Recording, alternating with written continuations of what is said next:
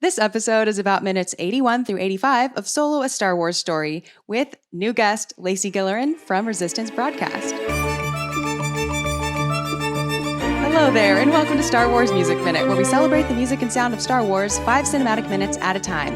I'm Chrysanthi Tan, you can call me Xanthi, and today is about minutes 81 through 85 of Solo: A Star Wars Story, which I'm very sorry, but there is a droid death in this set of minutes. So it's going to be the worst, yeah. So luckily, Lacey Gilleran from Resistance Broadcast is here with me today to talk about this movie and set of minutes. And as the co-creator of Make Solo 2 Happen, I am particularly excited to have you on the podcast this season. So welcome. Awesome. Thank you for having me. As soon as you asked, you're like, do you want to talk Solo? I was like, you came to the right place. Solo is my jam. Yeah, we started, John Hoey on the podcast kind of made the joke like, hey, we should do t-shirts that say Make Solo 2 Happen. And then I was like, you know what? We should do a day where we just celebrate it. And I remember the night before, back in 2019, when we were doing that first version of it, I was just like, you know what? If 10 people tweet, we're doing pretty good. And when we woke up, I was getting ready for work at the time. Yeah, it was like 7:30, 8 a.m. And we got a text from our buddy James on the podcast. And he was like, guys, it's trending. And we were like, what? And then it turned into this whole thing with, you know, John Kasdan's releasing plot lines and potential stuff. And Ron Howard retweeted our photo. I was like, this is insane. And it's grown beyond us. So like we now meet people that are like, oh, you guys like Make Solo 2 Happen too? And we're like, yes. But like, I couldn't ask for anything better because that's what you want, right? It's not about us. It's not about that we created it per se. It's more about like, we want more of Han and Chewie. Like Alden and Jonas did such a great job. There's so many stories there to tell. Kira is right there. So I'm really hoping, based on John Kasdan's recent comments, that he's like, hey, Jon Favreau, you want these characters? That they will use them. I have to say, like, I definitely knew about Make Solo 2 Happen before I made the connection that it was you guys as well. I love it. Yeah. I love it because I love that it's grown beyond us and it's just become like kind of a fan movement in the sense of like people have joined in being like, yes, I love it. And so many people have said like, I wish I saw it in the movie theater. I wish I gave it a chance. And I'm cool. Come join the club. We like Solo over here. Did you hear, like, we'll get into talking about the minutes in a second, but I did hear you say, I think, I don't know if it was on Star Wars Minute or something, but how would you feel about, now that Disney Plus is a thing, how would you like it as like a serialized like show like Mandalorian? 100% that's what I prefer. Oh, okay. So the funny thing is when we started this whole thing, Mandalorian wasn't out yet. So we didn't know what to expect with Mandalorian and what that would look like. We just knew what we had gotten, which was a movie. As soon as we got the Mandalorian, I was like, series. I want a series. I want every episode they're getting into trouble, lots of hijinks, crazy new creatures. Because I'm a big creature person in Star Wars. And I feel like we don't get enough of aliens and creatures and droids. I'm a creature person too. Yeah, give me all of that. So I feel like we could get more of that with the series, and just what they're doing with the series looks great. From Mandalorian to Book of Boba Fett to now Kenobi. Oh my gosh. Yeah, total series. And I've been saying that from when Mando released, like, I want a series instead. Yeah. Okay. Well, that's interesting to hear, that you started it before that and how your feelings have morphed based on what we've already seen. Because I feel like through watching Solo, like, I feel like I wish I had this whole story, these characters in a series, like even right. Solo 1, like even, you know, just the tease of the Calrissian Chronicles. I'm like, oh my gosh, yes. And like I'm hoping that's what the Lando series is the so Calrissian cool. Chronicles. But we really don't know much about it. I know. So hopefully we find out more. Well, anyway, talking about the music and sound of minutes 81 through 85 of Solo. And I particularly wanted to reach out to you to talk about the music because you got to interview John Powell. And I watched that interview like a few times and I've referred to it on the show a few times as well. He was fabulous. He was absolutely amazing. He really was. And you all asked like good questions too. Like you got some good stories out of him. And there were a few things in there where you and who was your Did you have both your co-hosts on that one? Yep. So John and James. John usually wears a backwards baseball cap. I don't know if he was wearing it that episode. He kind of starts us off every episode. And James actually used to be in a punk band, I guess. I don't know them very well, but he used to be in a punk band. So like he's very like musically inclined and like knows kind of like inner workings of music. I'm on the side of like, I like how it sounds. It sounds good. I'm crying. Like I love the music. But yeah, John Powell was amazing. Yeah. That was really a good interview, even though like he answered he answered certain questions in a way that you all were like, yeah, like when he started saying like a bunch of composer names and everything, you all were like, yeah, I guess I'll have to look that up later or whatever. But like the fact that you got him to a place to say that was like really meaningful to someone who did know instantly who he was talking about. I was like, I'm glad that someone got that out of him. So I benefited from it. Awesome. That's always the thing is like, I want, when we interview people on the show, we always want to make sure that we're not just interviewing for ourselves. Cause I feel like that's the thing nowadays that people do is like, they're like, oh, this character meant a lot to me, because it's not about us. It's about all of us as fans want to know all these different things about Star Wars and the inner workings of it. So I love that you got that out of it, because there were a couple people that you mentioned that I was like, I have to come back to this. But yeah, he was just so funny. Like I loved his sense of humor and his stories about how originally it was supposed to be it was going to be him, and then when Ron Howard took over, it was going to be Hans Zimmer, and then it switched back to him. And I was like, oh, I'm so glad it did. Not that Hans Zimmer isn't great, because you're going to ask me later, but lost the job. He's on my list, of great composers. So I'm just glad it was John Powell, and he's such a fan of Make Solo 2 Happen, and he like tweets about it, or he posts on Instagram about it all the time. So I'm game. He's been really generous to like the music community as well, or I don't know if that's the right way to phrase it, but like in that he has posted a few of his like score snippets, to kind of read along while we're listening. And I mean, it's really valuable to be able to see what it looks like what the score looks like, because there's no like official, like there really never is pretty much an officially released like score, like, the paper score. For soundtracks. So right. To be able to see that so cool is really cool. It reminds me of the thing on Twitter that they do where they run the script with the scene underneath it. So it's like that. That's so cool. It's the music. Yeah, he does. He'll post like the music version of that sometimes. So here in this set of minutes, there's so much to talk about. It's such like musically, it's a very dense set of minutes, but in a very like I was very surprised reading, like, because when you're listening to it originally, when you're watching the movie, you're like, oh, this is so wonderful, but then when you're like actually kind of studying it a little bit, you're like, there are so many different beats and moments in here. Yeah, like it shifts like on a dime a few times, and it like explores so many different ways of expressing itself in a way, like we're keeping within the realm of like one or two tracks on the soundtrack. Actually, we're mostly in the track Breakout, or if you're on the deluxe version, like part of that long extra deluxe Mind Mission track. But more specifically, thank you for the deluxe version. Yes, seriously. But on the regular version, we're basically in the track Breakout, and so it kind of shows like how many beats, so to speak, a single cue or track can move through. Like it's pretty astounding. And like listening to it, you can hear that it's obviously scoring different things that are happening on screen because it keeps, switching. And here, because we get L3's death, like we get particularly emotional moments. Right. Yeah. So let's warm up by listening to the beginning of the minutes. Sure.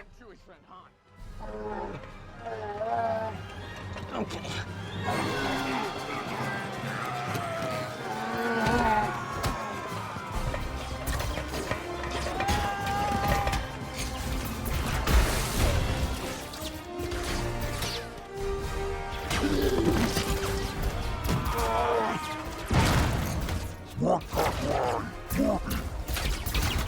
Okay, already so much has happened, and that's just been 29 seconds.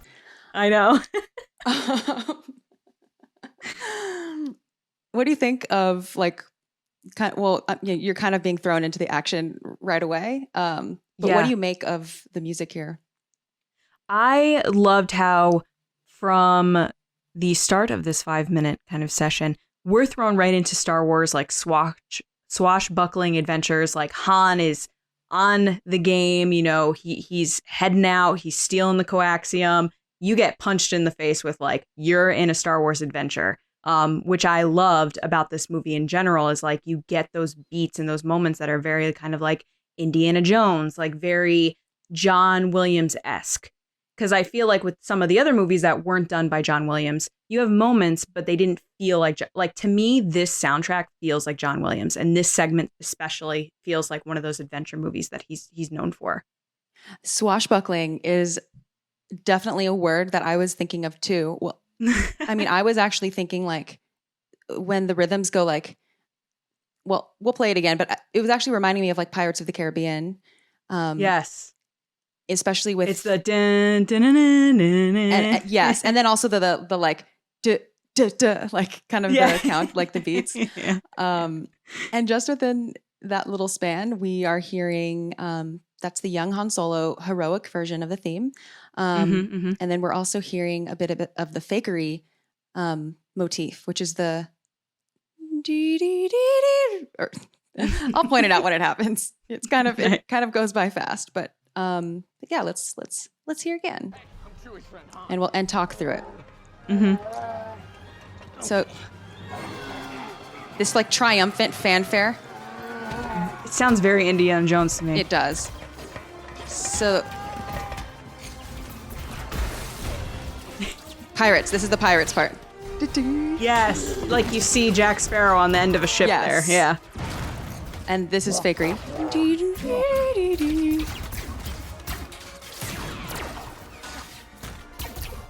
It's usually There's just so much going on musically, action-wise, sound effects. Yes. Yes. I think something that I found like really, well, that's been like a very, it's been common throughout this whole film where like when we compare it to the soundtrack version, it's like, oh, we weren't even hearing that at all in the movie because of like all the sound effects. And I do remember, I think it was in your interview with John Powell, where he said perhaps the music during the heist could have been louder. Yes.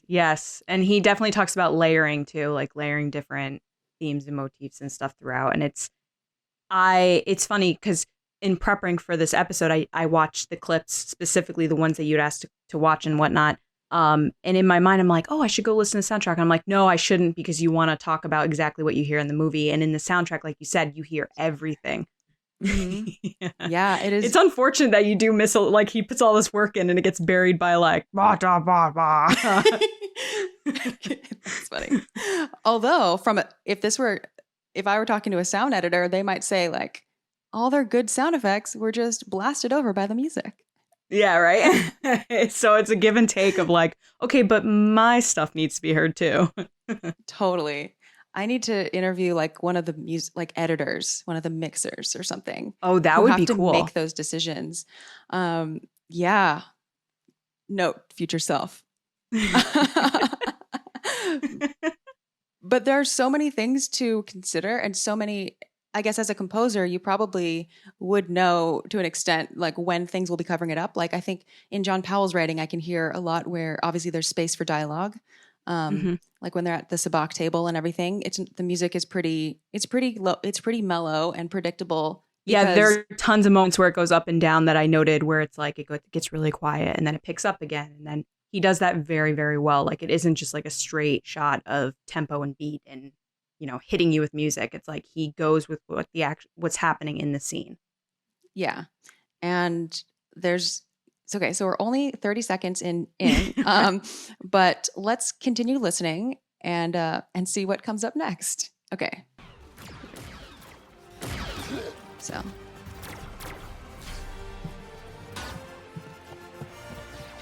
this is still the heroic Han Solo theme. It's a lot of shooting. I love the moment where he gets the gun from Lando and he says Han, because it goes like dun dun. Oh, it's at like 38 seconds of your clip. I will have to let's catch that again, and then we can also catch that like when L3 says rebellion, we hear a bit of L3's theme, and then right after that we're going to hear Han Solo's searching theme. So, Han has 3 themes that John Williams contributed to the film. There's the heroic version, the searching, and then searching variant. So we've already heard heroic, and now we're going to hear searching after L3, which is after this thing that we're about to check out right now. So wait, what? So it's Han is what Lando says. He says Han, and he throws him the gun. And when he gets the gun, there's 2 notes of him like grabbing the gun. Ooh, okay, cool. It's really subtle. Okay.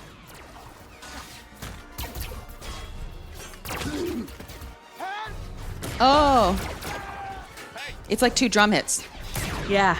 I heard that.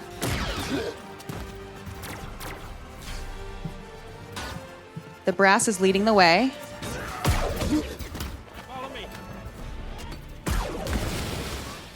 Star Wars loves a good brass intro. It really does. That's a hint of L3. Now this is Han Solo searching. Okay,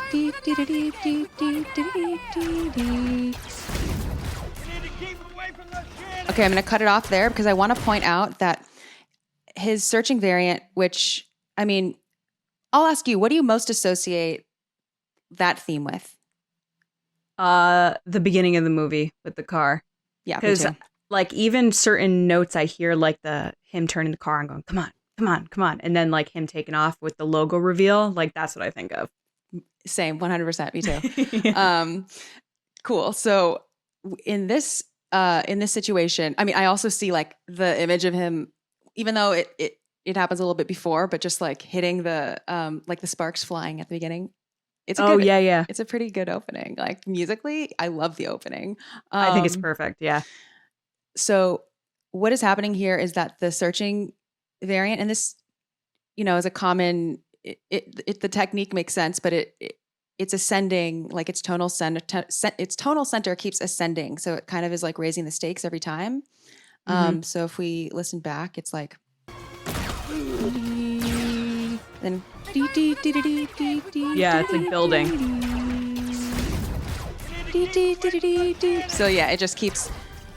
It's called like imitation in music, is like when you repeat something, but it's not necessarily like, it's not a carbon copy. You might be transposing it a little bit, or you might like kind of flip it around a little bit, but these imitations or whatnot. So that's happening. In my brain, it's going, oh no, tension's building. What's about to happen? Yeah, that's a good way to put it, which is what's happening. And then you have to, like, I guess listeners, if you don't exactly remember where this is going to go, just the tension, when the tension is building, it has to go somewhere eventually. So where do you think it's going to go? Do you think it's going to fizzle out? Do you think it's going to explode into something really big? Or do you think it's just going to be like a scene change and then just completely change directions? I mean, these are things that composers usually, have to try to figure out how to maneuver out of, or maneuver into the next thing, or editors have to figure out how to cut into the next thing.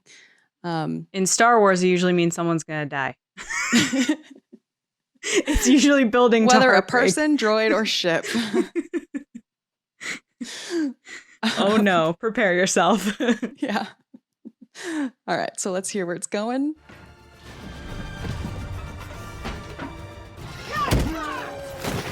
The gang motif. Let's go! Where's L3? Uh-oh. And L3! No, Lando, get back here!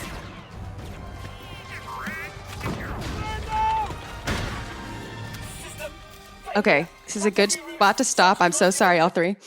But The switch to strings and just strings, it just immediately rips your heart out. You're like, oh no, this is not going to end good.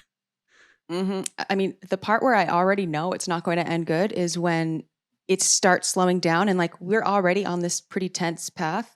But then when it slows down to the dee dee dee dee dee dee, it's just somehow it has just gotten more tense. Right. And it's like you've entered God. the realm of like the final. It keeps getting, it's like the whole thing is just escalated. We're in a different realm altogether. It's not just, let's make sure to get the coaxium or whatever. It's like now we're in There are real risks here. Yeah. Yeah. Now this is like a more, L3. And there are lots of moments throughout this segment where it's like, you're having fun. Oh, fun moment. Comedy. Terrible thing happens. Oh, lots of tension. Great moment. Low. Like there's a lot of highs and lows throughout this whole segment that I'm like, when I was going through it, I was like, oh my gosh, there are so many like emotional beats like this that you're just like caught off guard a little bit. Yeah. And it's amazing how many this track goes through. It's like, it's like a 6 minute and 15-second cue. And we're starting about like a minute or so into it. And so we finish it out in the set of minutes. So like we do get the vast majority of the track in this set of minutes. And it goes to so many different places that it's a little bit of like an emotional workout, really. Totally. It's definitely a go and rewatch, re-listen scene because there's just so much. Yeah. But also if you're feeling emotionally spent for the day, like listening to it and letting yourself go along with the journey could be taxing because it's doing a lot. Mm-hmm. So with that, let's go through it again. It really it's just like perfectly done with the scene though, because there is so like you could go back and watch that scene 10 times and notice something different every time. And I think that's the same with the music, and John Powell does it so well that every time you go back, you hear like a little note here or a melody or something going on that you didn't pick up the first time. I thought you were talking about the action on screen, but I think it applies to the action on screen too. Yes. Yeah. Yes, totally. Because I think the music here is very guiding. I think it's a strong guiding hand here. Sure. Because I know I've mentioned this in previous episodes and I'll keep saying it, but like when there's lots of bang, bang, run around, shoot, fire, oh my gosh, like I kind of freak out and I'm just like, I don't know what's happening. Like I just get kind of like, I don't know, like waking me up when it's over. Just tell me the outcome in 5 minutes. Like it's hard to keep track of that and to know what is important about it when there's so much happening. And I think that's the hard thing in storytelling is like the act of filmmaking or whatever, like the storytellers have to guide the audience.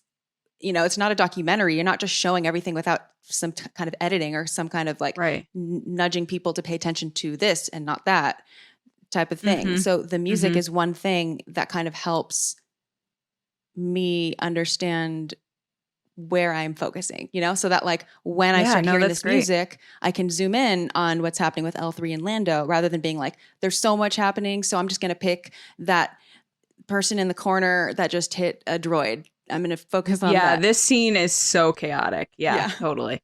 Yeah. So I appreciate like the music's like this is a moment where I think the music is doing, it's doing a lot of the legwork in terms of keeping the audience emotionally on board. Because imagine it without music, just like you'd be like, it would be too much. It would turn into a Michael Bay film. No offense, Michael Bay. Like it just Transformers, like too much going on with no real music cues, and you're just like, I can't keep up. That's what it would turn into. Yeah, totally. Okay, so here we are listening to it again. Actually, let's go back further so we can hear the moment it turns. Okay.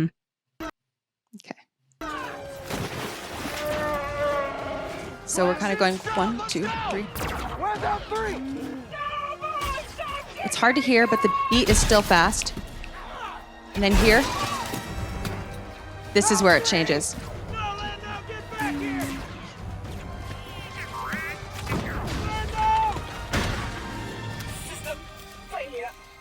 Oh my gosh, that part just gets me. And like all those kind of like like they're being, the music to me is like, watch out, it's happening, look at all the things that are going on around you, someone's gonna die, what's going on? And then you see like every kind of person in their crew being like, we gotta go, and then Han is the one that then decides obviously not to leave him. Yeah, I think this is okay, musically, I think this is a really effective use of what's called a pedal point. Have you heard of? No, I haven't. Okay, so Cool. I'm ready to learn all the things today because I don't know how to read music. I don't know any. I just know, hey, this sounds good. I love it. All right. So here, a pedal point is basically a note that remains the same while other notes are maybe changing around it. So Got it. kind of the name, I believe the name comes from, like organs, like pipe organs, how there's the part that you play and then there's the part with your feet that are pedals. Yeah. And organists will like press a pedal and keep it down for a while doing stuff with their fingers, and they'll change pedals. And you don't change pedals nearly as much as you do all the piano playing stuff on top. So a pedal point would be like you leave that down for a while and keep it down while other stuff is happening. And it is a very common feature in lots of music, especially film music, but it's not, I think in some film scores, not this one, it is exploited to the point where it just becomes like annoying, but that doesn't apply to this score. So I don't find it annoying to hear it here. I find it like a perfect use of it. So basically it's this. It's awesome to hear you talk like this because I am on the same kind of level with like filmmaking because that's what I went to school for. So like, rule of thirds and stuff like that, 180-degree rule. I'm like, and like when stuff's not done right or something's over the top, like it sticks out to me when it sticks out to no one else. So hearing you say this specifically about the music is so interesting to me because it's like, I've never even considered this, but like hearing you say it, I'm like, oh my gosh, that is so crazy. Oh my gosh. I want to talk to you more about film stuff because I will learn so much from you. That's cool. I didn't know you went to film school. So yay. I went to like communication school, but did filmmaking there. I didn't go to like an actual film school. Well, I'm not you studied film. Yes. I have never taken it. Yeah. I haven't studied film at all. So a pedal point in this case it's a G. So we're going to hear basically this repeated. I'll play it a little bit lower. We're going to hear this repeated. And then on top, we're going to hear things changing. And basically what's happening is, let's go back and hear it.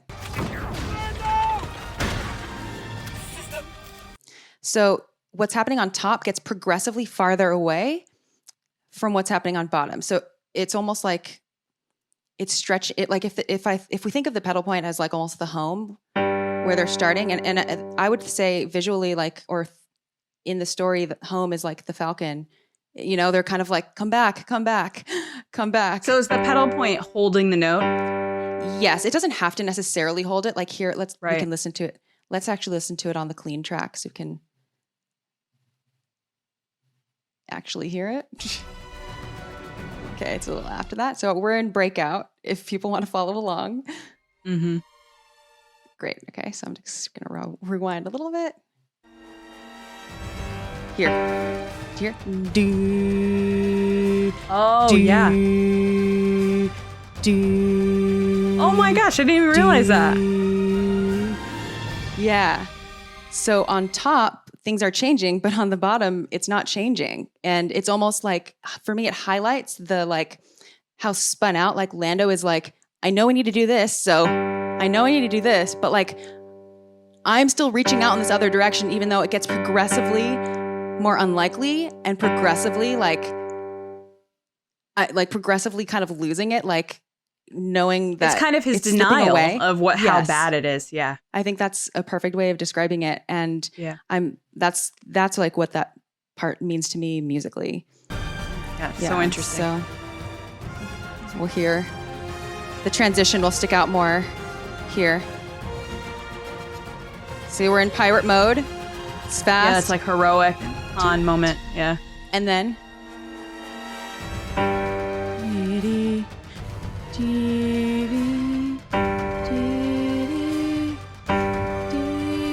he's like, please. And then when the pedal point eventually just cuts out, and it's sort of like, Lando, it's over. It cuts out. Right. And it's just the strings playing in the stratosphere, like up really, really high. Mm-hmm. And so there's such a contrast so between the high and then the low. Yeah. Yeah. It's very like Barbara Adagio for strings, like up there, if you're familiar with that piece. I'm not, but I will look it up later. Well, it is I see, the thing is, I bet you know it, but don't even know that you know it. Oh, really? Totally. You gonna make me feel smart right now? You absolutely know it. Like, I should have probably Googled this before today, but if you It's okay. No. I mean, like, I bet listeners know it too, whether you know it or not, because it's used in so many films in a very tragic way. Is it an Apocalypse Now? I'm not sure, but it's like when you hear it, you absolutely will. You will know it. You just trust me, you'll know it. And it is 4 strings, as the title says, Adagio for strings, and it gets into this like it's very slow. So Adagio is a tempo marking that means slow. And I just know it's the name of one of the songs on Tron Legacy soundtrack. I love that soundtrack. P.S. They name one. I think one of the songs is named that, and I'm like, yes, this is a good one. So I'm clicking on a YouTube video that is going to play Adagio for strings. Let's hope that there's no ad. Oh yes. Okay. Though there is buffer time, so I'll let it buffer for a little bit. Oh no, here we go.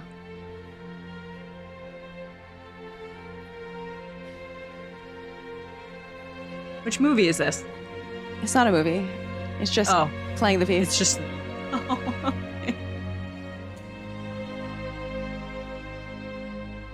So it starts there, and then spoiler for the piece. I'm sorry, people. It gets to a place where it eventually climbs up very high, and it is evocative in a similar way that I feel this moment here is. I'm here. Oh yes. Yep.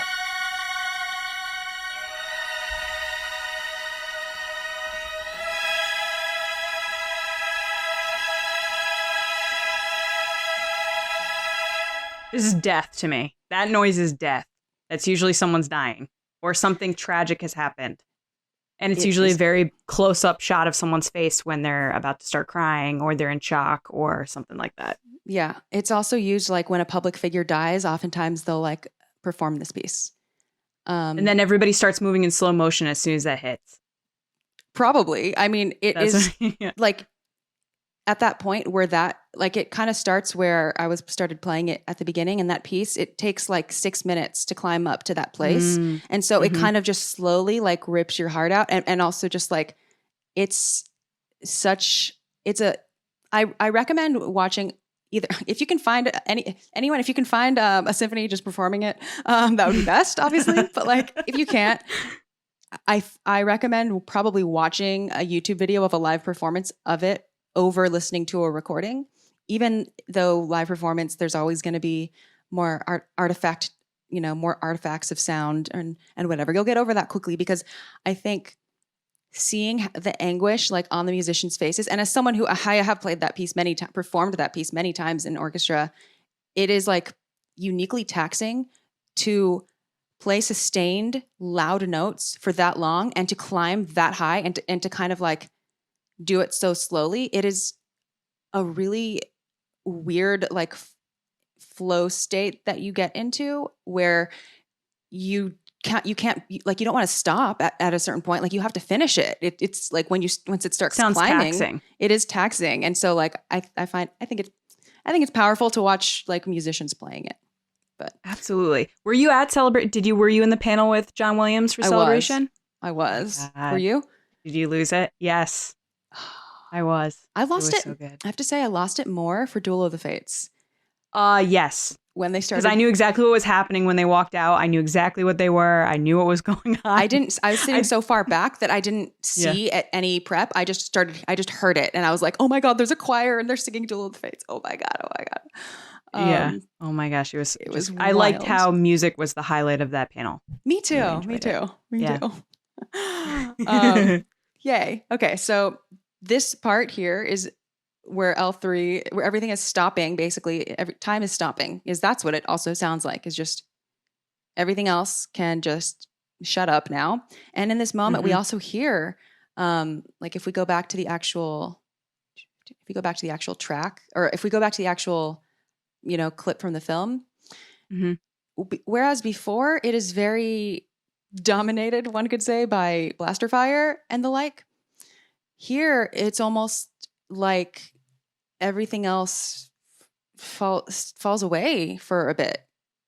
Like Mhm. it's all about Lando. Like there's that tunnel vision that you get when your adrenaline's going and like grief is taking over and just you're trying to reason with the force or whatever. We do hear a bit of that when Lando and L3 are having their moments. So yeah, let's see. You can hear that the crowds in the background, they're muted. Yeah. They're very soft.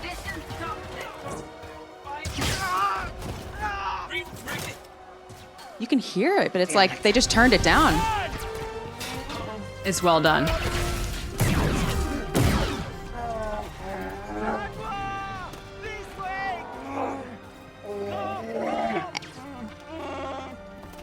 And it's a little hard to it's a little harder to parse out because it's slower, but we are hearing Han Solo's heroic theme there. It's just slower. And it is mixed in, or it is the high strings haven't gone away either, so we're still holding, that element. But when Han is trying to, run in and get his friend, we hear his theme stretched out. And so that is called augmentation. By the way, when you take a piece, a snippet of music and you augment the amount of time, like you stretch it to fill a larger amount of time. So augmentation means like you'll hear the themes slower because it's stretching out, it's taking up more space. And then the opposite of that would be diminution, which is where if you hear a theme that's usually slow, but you actually hear it really fast, and so like it keeps repeating, but it's fast. That's the opposite. That's diminution. And John Powell does play a lot with those techniques in this score. Particularly, I hear it in the main Han Solo theme. There's a lot of like the rhythms and like how fast or slow it is will change. Sometimes I'm like, is this the heroic theme? Because it's stretched out to sound almost like something else, but it is. So that's super interesting because I think of it on the video end where if you're making a video project, you need to fill space and you have a little bit longer than what the clip is, you then slow the clip down to fit that little gap. You're like, oh, I need to fill that. It's like the same that. thing. Yeah. That's so funny. And I feel like visually we are seeing a bit of that, aren't we? Or is it ever slow-mo? It just feels, or does the music just make it feel almost slow-mo-y? I think it's more of, in that moment with Lando and L3, like you said, like it fades away music-wise, and also on screen, you'll see the depth of field is much more shallow. It's very like blurred out in the background. Like there's stuff going on, but it's more just about them. They're central to the screen. Like you're just seeing them and you're not really paying attention to what's going on behind them. So I think that on all levels, it's being reflected from the acting to the scene to the music. Yeah, that depth of field, like sonically and visually. Right. Yeah, that's so interesting. I never even thought of that.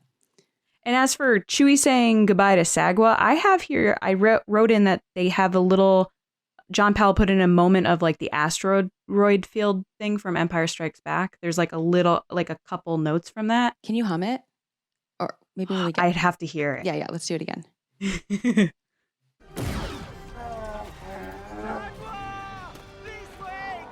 Is it before?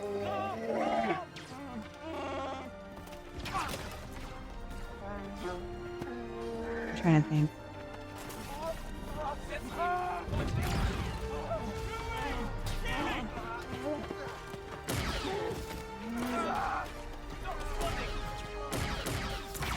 Right there. Dun, dun, dun, dun. So with that, right there, did you hear it? I don't know if I'm hearing the same. Dun, dun. Okay, what I'm hearing is, I'll put it on the screen. What I'm hearing is a Han and Leia reference. Oh, maybe. I'm hearing like the dun dun dun dun dun dun dun, which I think is the asteroid field, but it might be carbonite. I'm thinking of carbonite. Okay, maybe that's what it is. I knew it was something from Empire Strikes Back. I'll put it up. Yeah. Yes. All right. Cool. So I did hear something. I am convinced.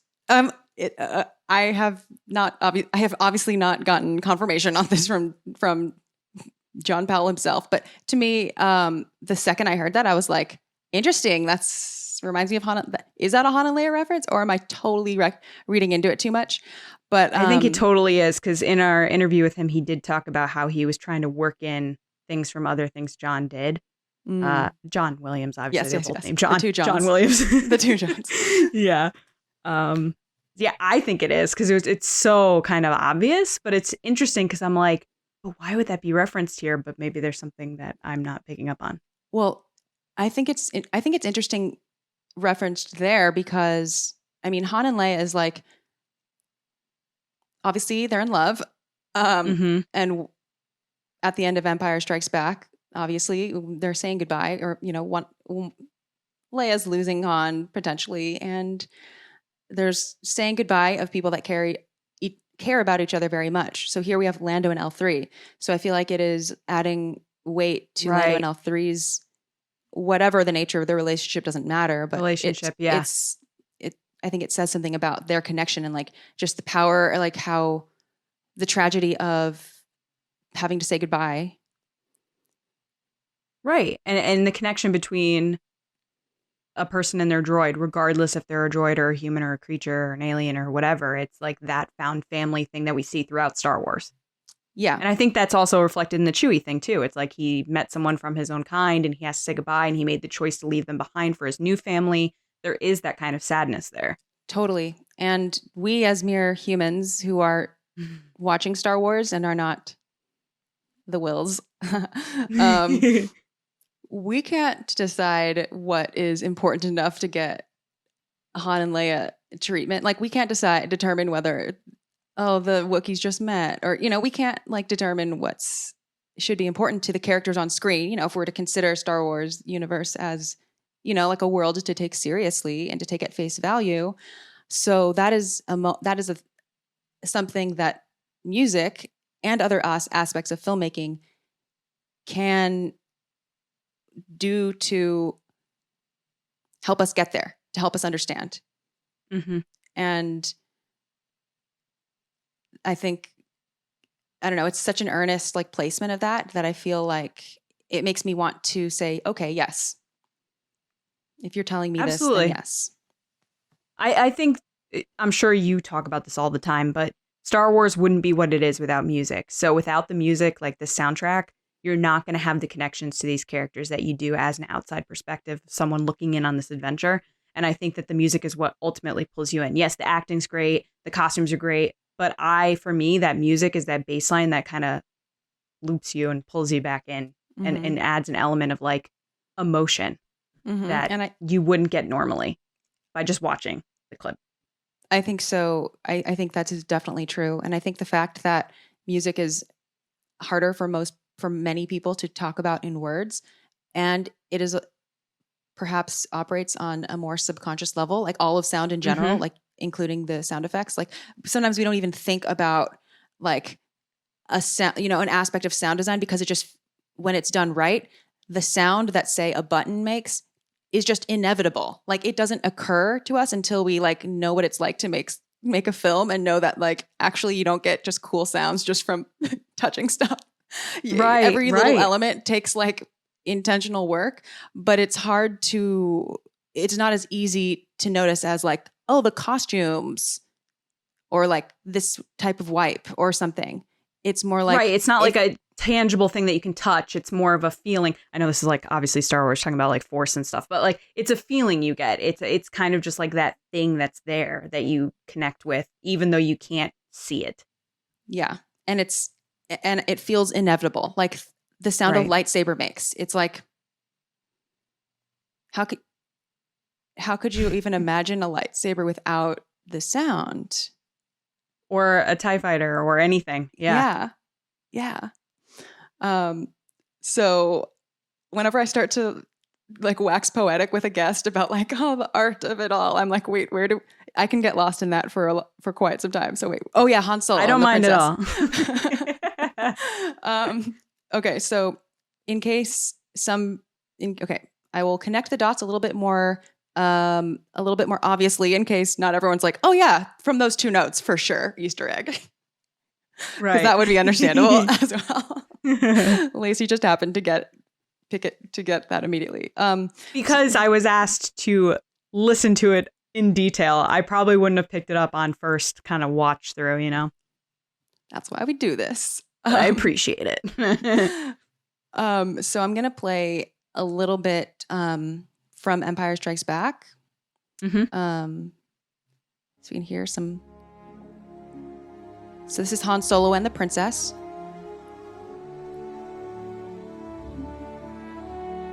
Pay attention here. Well, actually, the next time. Sorry. It's a very complex theme, very long theme.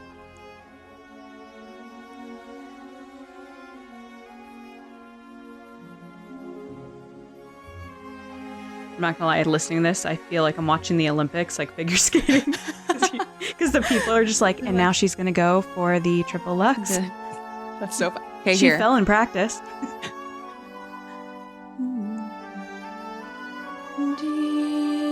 Yeah.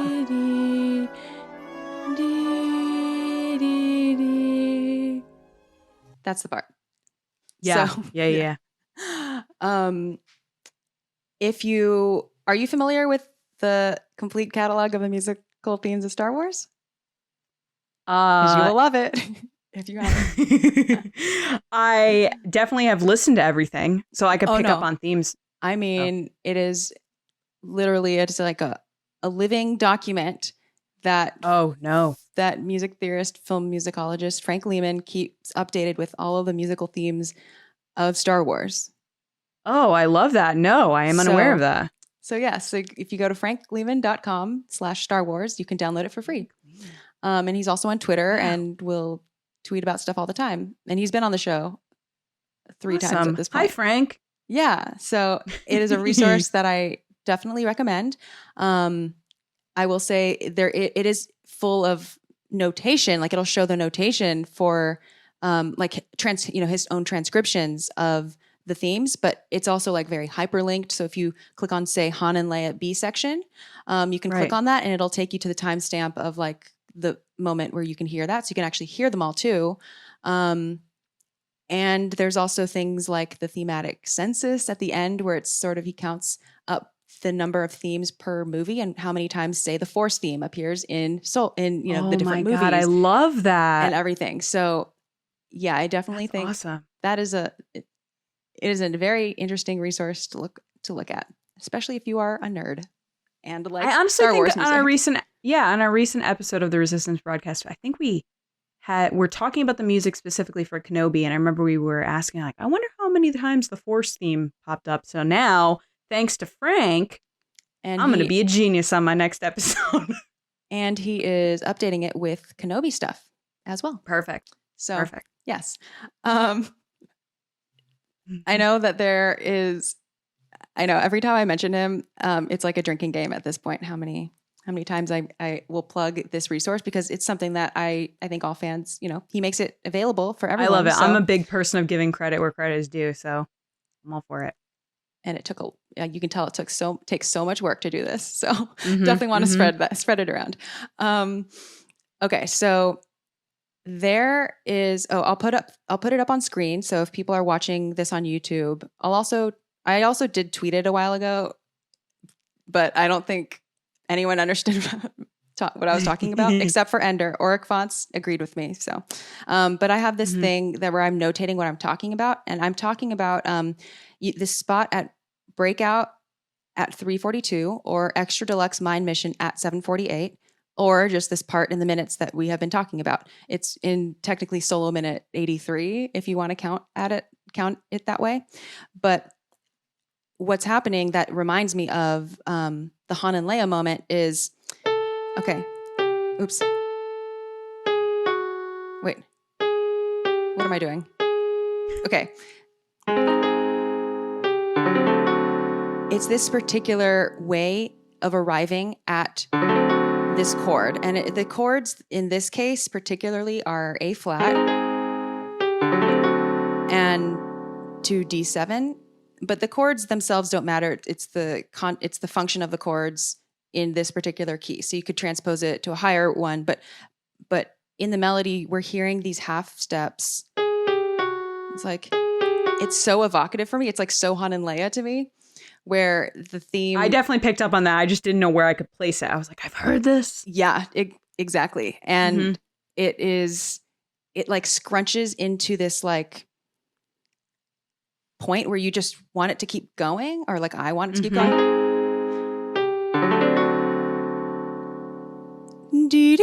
Like you want it to keep going right there. But it's very schmaltzy and in its use right here, and it just tugs at my heartstrings. So John Powell, if that was intentional, this spot right here, that is a very nice and subtle reference. If not, then I'm reading into it, and that's fine, because that's what it means to me. I'm reading into it too. Thank you. I wrote it down. Yeah, we both read into it, so that I think that means it's correct, right? Yeah. While I'm here, I keep forgetting to do this, but I'm going to throw up on YouTube just a quick visual for where we are in the minutes. Though I think you know where we are, because we've been in this set of minute. We've been in this scene on Kessel for a few weeks now. Yeah, you can see Lando. You can see Chewie holding Lando, holding L3 in the right frame, and it's, oh my gosh, Lando's face is just pain. Yeah, very pained, very pained. All right, so let's get back to where we are in the minutes now that we have passed that Han and Leia moment. All right.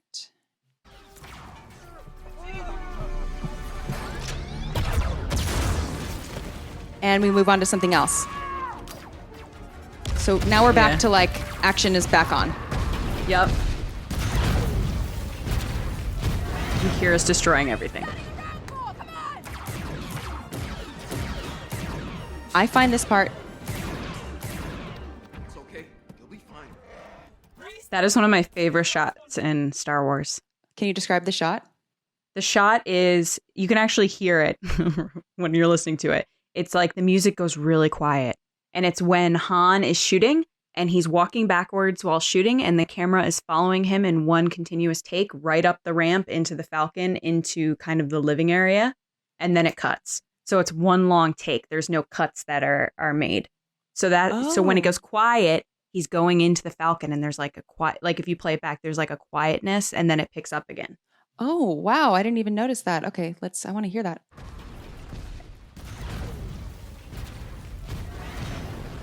Is it after this? Right after this, right here.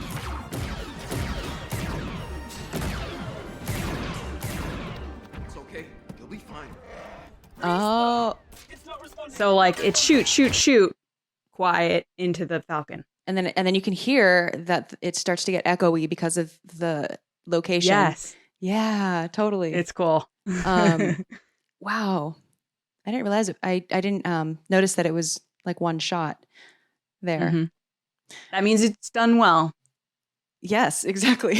I did notice the jazzy snazzy trumpet. That's what I wrote. I don't know. I don't know.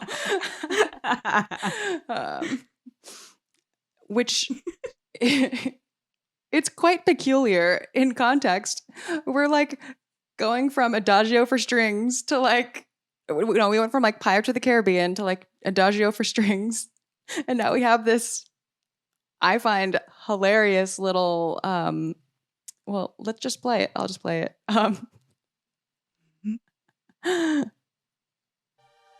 Okay. It's after this, obviously.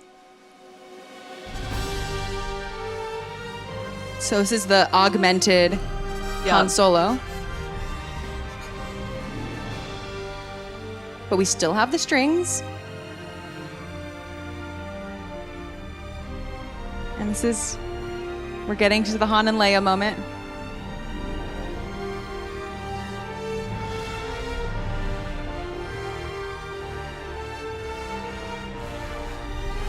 I have chills here.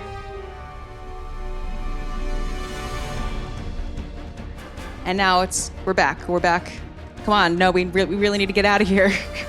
Mm-hmm. And do you hear that? It kind of keeps climbing. This part. It's like you can enter your Disney ride. Yeah.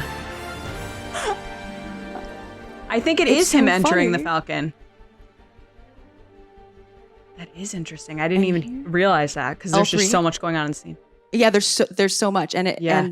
and the underscore just keeps going. It just like right out of it. Now the violins.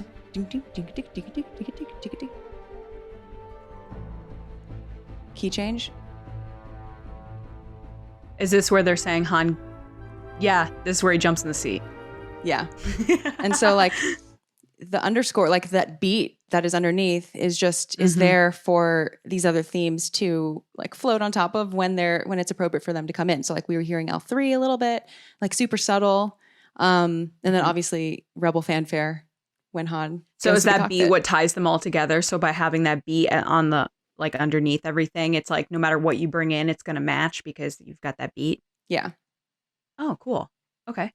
I mean, it's sort of like, you're playing with a band. You're like, all right, just keep vamping, and then when people are ready to come in, they'll come in. But like, you just keep going, and that is something that is more of a feature of that is something that is more present in, say, this score or like a John Powell score than a John Williams score, which tends to be more. His feels like a wave. John Williams. It's like you weave.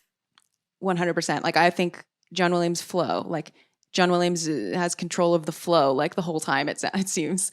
And a more modern score will often have more things like this. Like it to me, it's a bigger sense of like modularity, like flexibility that goes along with the necessity of creating something cut to digital film. Right. But I don't know like exactly the thought process behind this, but it does serve as like a very a glue basically. Yeah. Like a pad. Like it just seems like you have more. It's a baseline. Right. But you have more kind of ability to make changes if you need to. Whereas John Williams isn't going to change his score. Like it is what it is. You just take it and you say thank you so much and you change your movie. Well, John Williams does change his scores quite a bit, but like in a different way, in a different way than other composers. One reason being that John Williams isn't up with his own. He doesn't do the digital tools so much. Right.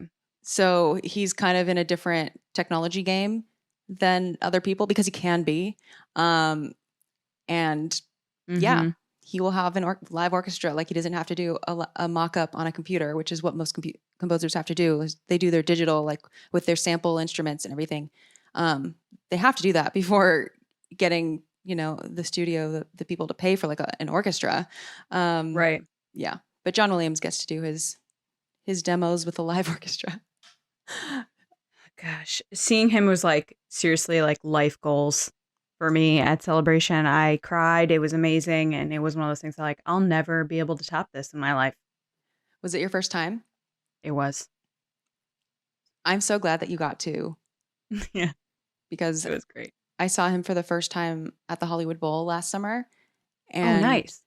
It was just also pretty spectacular. And I was just like, I'm so glad I got to do this because I'm just cherishing the years we have left of him. So, absolutely. Yeah. Yeah. I'm happy for all the people at Celebration that got to see him. Because wow. Just the fact that he even came, I was like, oh my God, how did you get him? I know. I'm on East Coast, so he doesn't really come around here that much. It's like every once in a while, but mostly he's on West Coast because like he's 90 years old. He's not really going to travel around like crazy. But yeah, it was unreal. When that orchestra, I was like, oh my God, he's coming out. I just like, you're like, oh my gosh, Santa's coming. Oh my God. Like, he's so humble. happening. It's like, it's absolutely, it's so ridiculous. He's so humble. So, okay. So yeah, we just got that jazzy snazzy. I'll stand by that description section. And now they're on the Falcon. So things sound different. musically, and like we were saying, just the sound mix, the sound treatment, the way that things are mic'd, just you can hear the sound through sound. Listening to sound, specifically like in universe, like sound effects and dialogue, tell us things about the shape, the size, the furnishings of the space that we're in. Right. It's crazy. I never thought of it that way, but yes, 100%. I think about it a lot when comparing, like, say, rebel encampments with, say, Imperial or First Order places. Whereas, like, the First Order places will have such an austere, like, almost like vacuous, I don't know, like, sometimes, like, very heavily reverberating, like, sometimes there'll be, like, an echo or something. Like, you can hear it and be like, oh, they do not put fluffy couches in there because there's so many reflections. Right. Shiny floors only. Yeah. And not too many people, and it's just a big booming auditorium. Whereas the rebel spaces will be like really intimate, or, you know, or say Luke's hut in The Last Jedi, so super intimate. So you're not hearing like echo. You're just like right there with them. It's just a small little hut. Like, just sounds so different just because the way that their dialogue sounds. Yeah, and I think that when we were talking about that shot before where he goes up the ramp at, like in that little tunnel, you hear it with the music too, that it's like you said, like you're in this enclosed space. Yeah. Yeah. Okay. Now let's continue. The background gives me some Empire vibes. A New Hope. Yep. Here's the snazzy part. Which in the context of the film, you can't even hear that much because of the shooting. It's okay. You'll be fine. Now hear Lynn. It's not responding. Not responding. Han, get us out of here. It's not responding. Han, now. On it. Here comes one of my favorite cues. Rebel Fanfare. Ooh, you know what that sound is? Yeah. Han is in the cockpit. Switches. You just All know those those switches. Someone had to design the sound of those switches. Mm-hmm. Rebel Fanfare again. Yep. And then we relax into young Han Solo, heroic. It's okay. And then it kind of just dies down here. I can fix you. I can fix you. But we get back to that Adagio, or I'll stop here for now. Yeah. It's interesting, though, pointing out with the Rebel Fanfare and stuff, is that he has these moments of like heroism and like he's going to eventually get to that point where he's saving Luke Skywalker and stuff. But then he settles back into who he is and he's smuggling again. And it's like reflected in the music, which is very interesting. That's an interesting take. Okay. Yeah. Okay. Never thought about it that way. Because you have these heroic glimpses where he's saving the day and he's going to save everybody. And then he's like, oh, wait, now I'm settling back into we're stealing stuff. Yeah, actually.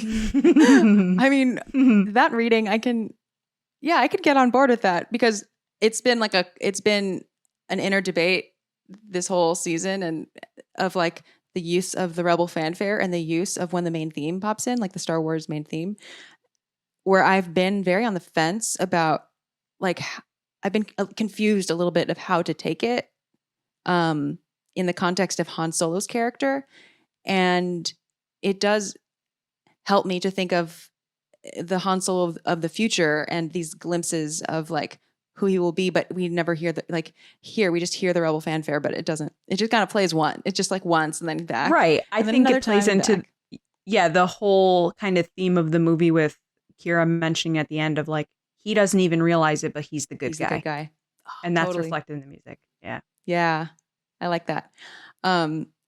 Here it's a very like, I'd say standard, like if it's not a super fast version, it's not a super slow version of Han Solo's heroic theme in this when he's in the cockpit, but it also doesn't play out for very long. It sounds to me more like just a signal that he's in the cockpit, he's feeling like himself, like you said, he's doing his thing, and then we go straight back to the scene with Lando and L3, and we get some more of those strings coming back in, more of that tragic string stuff. So shall we listen to the tragic string stuff? Let's go. Break my heart, Star Wars. Let's do it. It's all right. I can fix you. I can fix you. What's happening? Is this L3's theme? L3? L3! Oh, that brass. I'm sorry, girl. I'm so sorry. Oh my god. And the solo trumpet sounds like a funeral trumpet, you know, like in the Yep. military. Yeah, definitely. Could use a co-pilot.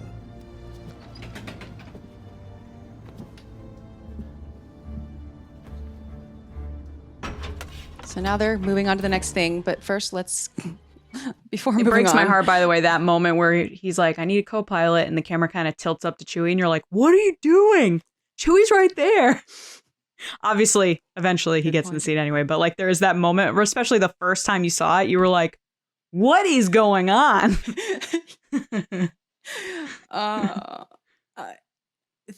It moves fast. I will say that. It moves fast. Like I feel like this film could be, I feel like there are very earnest moments in it. And I think of this scene with L3 and Lando, and the music is very like, I don't know, it makes me kind of want to pause a little bit longer on it. And then I also think of the moment with Han and Kira in Lando's closet, like kissing and everything. Yeah. And I also feel like that is a cue that could have just, I would have wanted to stay in there a little bit longer before like Beckett interrupts. And on the soundtrack, that is the cue actually does go on longer than what we get in the film. So here, I don't think anything was necessarily cut, but I could have stood to be a little bit more with Lando's grief for a little bit before, like It does I seem could use very a quick. co-pilot. Yeah. And then, because it goes to that scene immediately after, it feels like they don't care. Yeah, it feels Like that's where it comes across as. Yeah. Yeah, it feels like we're giving Lando and L3 the Adagio for strings treatment. That is like something you reserve for the utmost mournful like situations in my mind. And Like Han Solo dying in TFA yeah. and then slowly falling off the platform. Because that's what I think of. Yeah, though, like it is treated really, really seriously, and it sounds really serious. Like if I didn't know who the characters were and I was just listening to the soundtrack and I heard that, I would think someone very, very important just died, and I would feel very sad. But yeah, everyone else kind of moves on, and I will say this: it's the same with Val's death, and kind of just the way things keep moving on. Which I guess That was kind of very fast too. Yeah. Like Beckett's just kind of like, all right, moving on. And you're like, wait, didn't you just say you wanted to retire with her? Yeah. What is happening? So yeah, I don't know what else to say about that, but it is sort of like, oh, okay, I guess, I don't know, one of my favorite like musical moments of the score. Okay, we're moving on. All right, that's fine. But I just want to take a moment to honor the score that came before it, because in the strings, they're so flexible. You can tell that there's not, or you don't hear as much the click, like the sense of an underlying pulse, which you can throughout, much of the others, when things are faster or when things are perhaps more action oriented, and what happens right after. And so it almost makes me feel like I don't know what I'm going to hear next. And I don't know if it's very subtle, and I don't know if that makes any sense, but I think it will if I hear it again. Let's scoot back and then rehear it. Here we go. I'll go back a little bit. So when things are kind of going on a groove, I think what I'm saying is that it doesn't have a groove. It's okay. So you can't tap your toes to it. I can fix you. You're kind of just like, What's happening? Sitting in the moment, yeah. you're like, L3? like how long are they even going to hold this note? L3! And then it swells back in, and you're like holding your breath, like, I'm sorry, girl. I'm so sorry. like he is. He's coming. Yeah, exactly. And now, although there is a pulse, it is very slow. You can't hear drums in the background going. Could use a co-pilot. Like you can't hear drums Right. doing that. Right. And now is where we start to get the pulse back in. And this is where, The tension's back. Yeah. but it's also more predictable. Like, okay, we're working toward a plan. Do do do do do do do do do. It sounded very Walking Dead for me. The na-na-na-na, na-na-na-na-na. Oh, I'm not familiar with Walking Dead. The show, you mean? Oh, just like any type of horror movie, I guess. Just like the strings that are starting to speed up, and you're like, oh my god, what's happening? Because you know something's coming. Oh, okay. I wonder if what you're referring to is like a combination between the tremolos or if you're hearing the chromatics, like.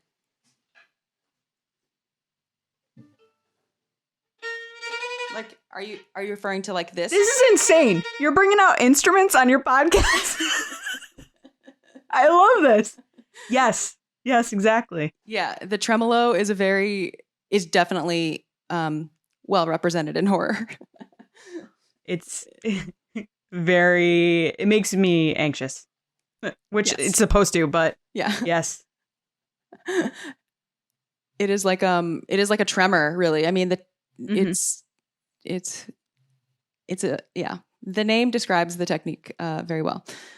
So here we are in the last 15 seconds of the set of minutes. And so as we have already begun to hear, we are exiting this sad moment and we are moving on to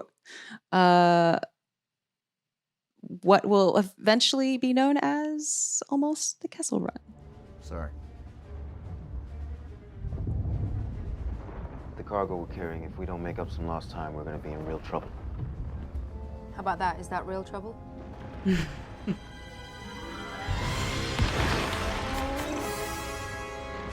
I'm so glad that we got that at the very end of the minutes. It squeezed I right know in. it's such like an imperial moment too. The dun dun dun. Yes.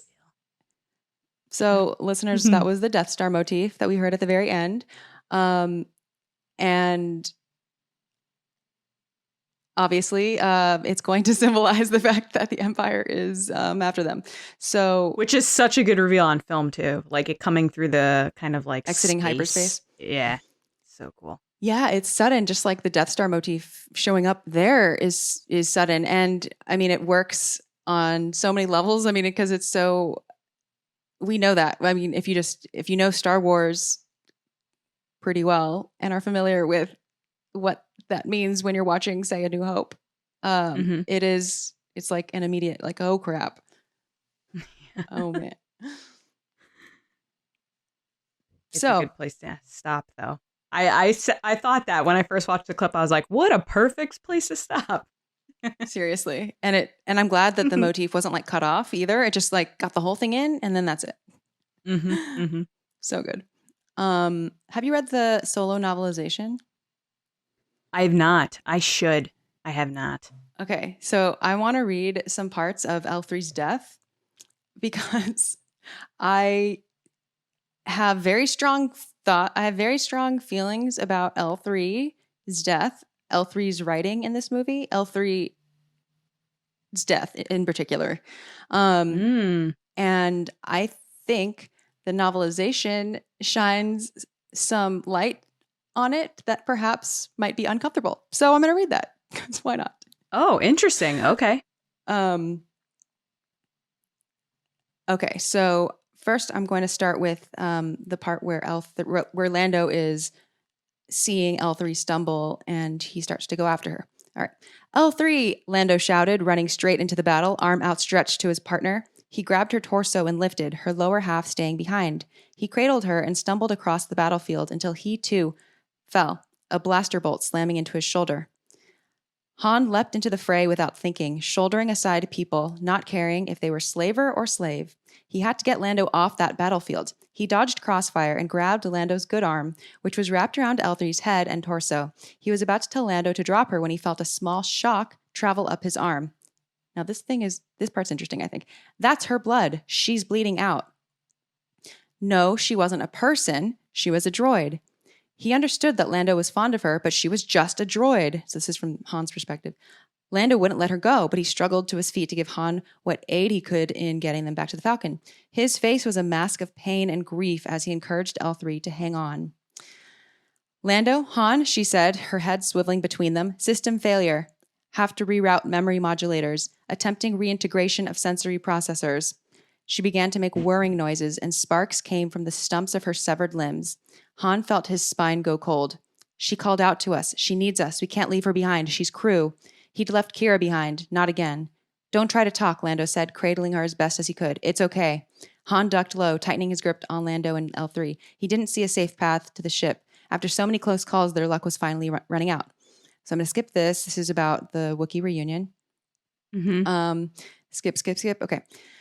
So now Lando is still bloody from his wound, sitting on the floor of the lounge, propped up against the wall. Beyond the occasional grimace, he paid no attention to his wound. He was more concerned with the still smoking body of L3 that they'd managed to salvage from the field. He clutched her to him, only one of his arms responding strongly. She wasn't entirely gone.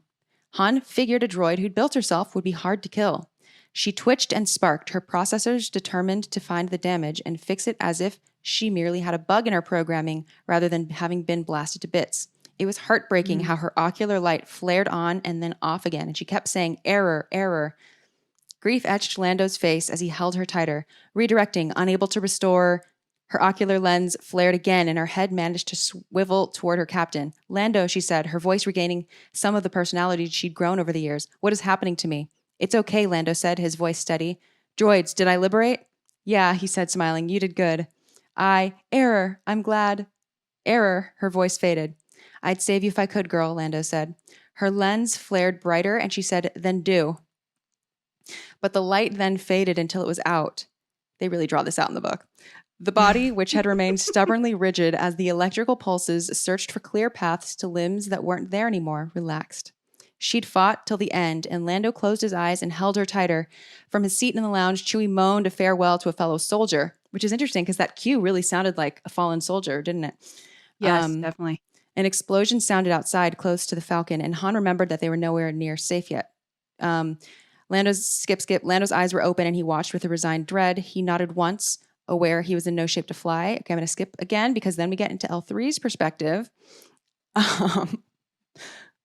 And okay. So now it kind of it's interesting. The book kind of does like a little pause and like a mid-chapter break or something. And this is from L3's point of view. Freed, liberate, sleep. L3 was only aware of sleep in that it was something to be woken from, and she was being pulled from sleep now.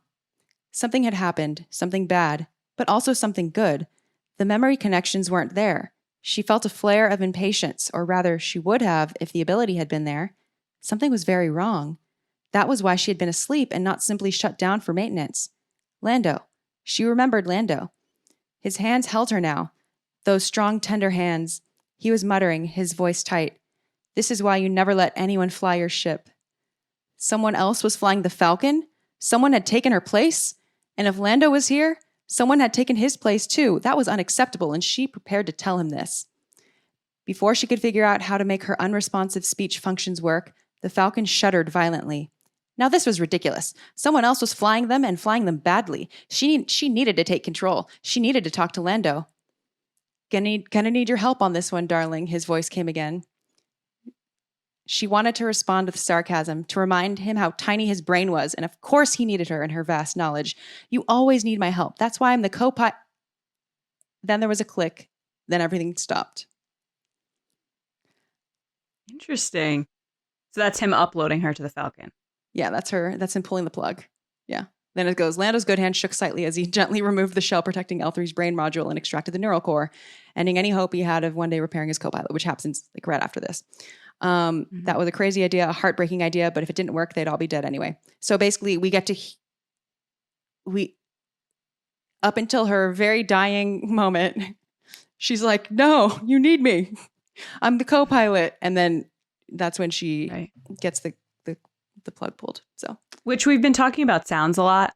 One of the things I picked up the first time I ever watched Solo was when she's sitting in the chair and she hits her head and it's the noise of the Falcon starting up when when Han hits the Falcon. It's the same noise. So then when he Yes. uploads her, I'm like, yes, that's why that noise is there. That is so true. Yeah. Wow. I knew that sounded familiar. Mm-hmm. So Good like when they catch. hit it and it goes, "Yoo," same noise. Totally. Oh my gosh. Well, have you seen that Black Mirror episode where they got the crew of the ship gets like their memories get like locked into this ship for eternity? No, but that Okay. sounds Sounds crazy because I feel like they did this story. I think it was on a certain point of view book where they talk about L3 and her being, or C3PO's point of view talking to the ship, and the ship has a weird sarcastic attitude, and it's because it's L3. right. I have heard Yeah. that, but the way that the novelization portrays L3's death makes me think like it makes me just ask so many questions about the eternal questions, just the normal questions, which is like droids and sentience and what it all means and Right. what whose point of view is accurate and what that even means. But Mhm. I won't be didactic about that today because it's a very long diatribe. It's a very long conversation, really not a diatribe. It's a very long conversation that much like what is the force? What is force sensitivity? Like it's one of those things that is like just an open-ended perpetual conversation. Right. So I just want to throw that out to listeners who are thinking about similar things. Now you know what the book says. So there you go. Very interesting. And it is reflected in the music too. That whole Mhm. kind of like sadness. Yeah. Yeah. I really do like that moment where it is like that solo trumpet. It is so like taps or something. Mm-hmm. Yeah. So now that we're at the end of the minutes, is there anything in these minutes or in the film in general that you want to mention that you didn't get to discuss? No, I think we went through everything. I think I'm good. I just love this movie so much. I could go back and rewatch this clip a bunch of times. I also apologize if you hear my baby yelling. Oh, no apology needed, but I hope your baby's okay. She's fine. Okay. She's starting to go to sleep. Sorry, everyone listening. Perfect timing. Bedtime. Yeah, so that is a good timing to move on to the Star Wars Music Minute Questionnaire. Sure. All right. So, in exactly 3 words, what does Star Wars sound like? I wrote down emotional, sweeping, and adventure. Ooh. Because Nice. I feel like, like we said earlier, the swashbuckling adventure stuff, and then it's very sweeping. It's like these big, gigantic moments over courses of time and like big epic tales with people. And then emotional because like I cry at Star Wars all the time. Same. Yeah. As one does. And then what is something related to Star Wars music or sound that you want to learn more about? I am always curious about how composers, for Star Wars and outside of Star Wars, how they decide what a character sounds like. Like, how did John Williams decide what Rey sounded like? And he got it so perfect. Like, her theme is perfect. And Yoda's perfect. And Leia's perfect. How do they decide or in their mind create what a character would sound like in music? And that's just something like everybody has their strengths and creativity. I just don't have that gift. It's not a part of who I am. So it's like Most people don't, so it's okay. yeah. So it's like I can't even fathom like kind of like Doug Chang, who does like he draws ships, like just like, oh, you want a ship? Let me draw a ship. And it's like a completely different thing you've never seen before. It's just the idea of like deciding what a person looks like through sound is just so interesting to me. Have you ever not liked a character theme? I don't think so, actually. I don't think I have. I might have to go back and figure out which one's my least favorite, and I'll get back to you. Or one that, or actually, if not least favorite, or if not liking, just one that you didn't think matched. Not really, no. So You have now one? I'm curious. There is one that I feel, yeah, there is one for me. It's Rose's theme Which one? from The Last Jedi. Rose's which some theme. people love, and I don't not like it. I just if it's something about it is just that was one thing when I walked away from The Last Jedi, which I love The Last Jedi, but I did walk out of the theater going like, but Rose's theme, why? Why Rose's I just theme? wrote it down. I'm gonna go re-listen to it after this And it's not a problem with the theme itself. It's more that I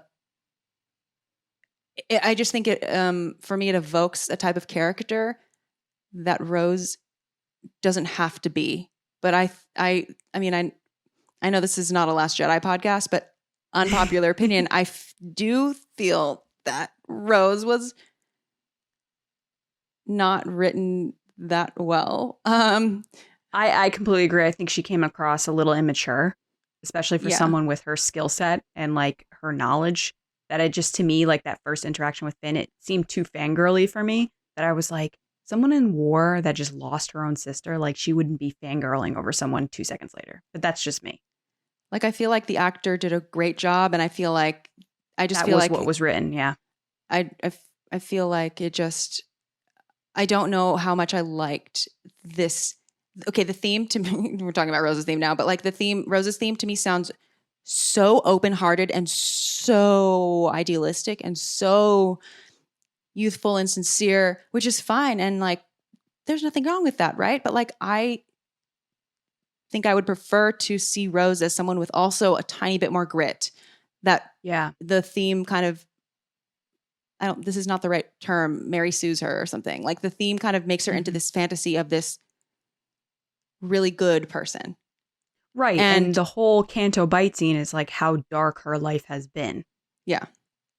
Where she talks about like, you know, my planet was destroyed. My sister's dead. These people are all terrible. Like there should be that kind of moment of like, hey, everything isn't great. Yeah.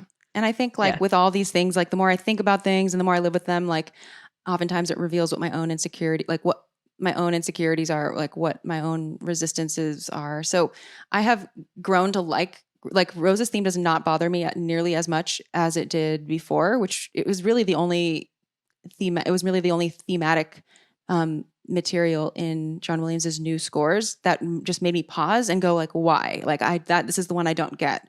Now I'm starting to like it a lot more. It helps that I already did the Last Jedi season of this podcast. So I did go through it 5 minutes at a time. So that will really make you appreciate things in a new way. But I think I also probably fundamentally have trouble connecting with characters that are just so pure, and so that might just because nobody's perfect. That just makes sense. I'm certainly not. And so, yeah.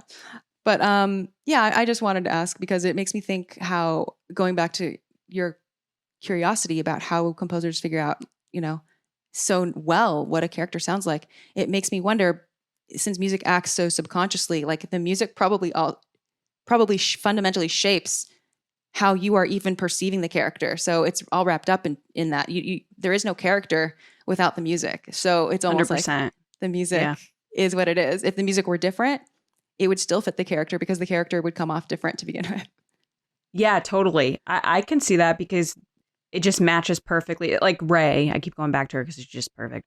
Like that soundtrack to me sounds like her.